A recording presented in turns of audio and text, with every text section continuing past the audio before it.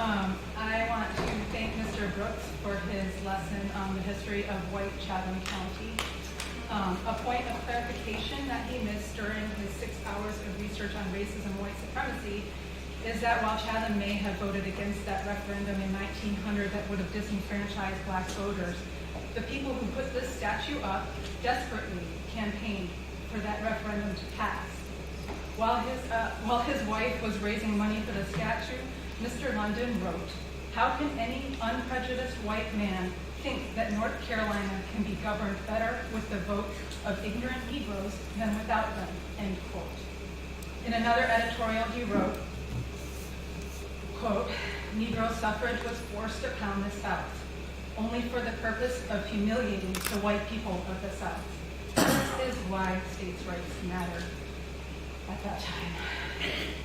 In April 2015, a 20-year-old white supremacist murdered 9 of his fellow citizens at an African-American church in South Carolina.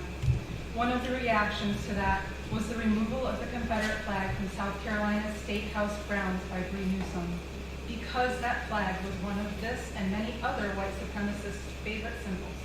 Because whether everyone wants to openly admit it or not, those flags and these statues represent white supremacy. They just do. Some say these symbols represent heritage, not hate.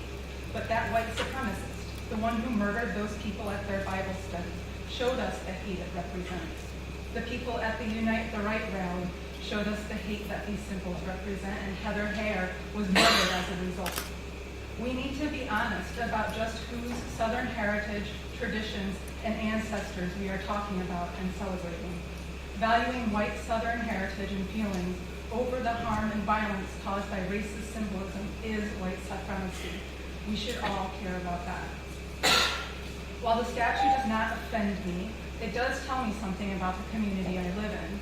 I'd like to live in a place where symbols of white supremacy, even those that also serve as a memorial for some, are not acceptable.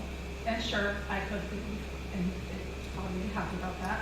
But if there's something we can agree on, it's that white Americans from the North and anywhere else do not have and never have had a claim to moral high ground when it comes to racism, nor do white citizens in North Chatham hold moral high ground on this over other parts of Chatham County.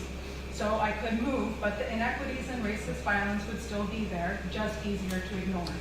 So instead, here I am, supporting this effort to nudge Chatham County toward a future that's more inclusive, more empathetic, and more honest about our collective past. I'm sad for us all, and I want better for us all. And I do believe that removing that statue from its place of prominence is a step in that direction. Thank you. And I should also say I'm speaking only for myself. No one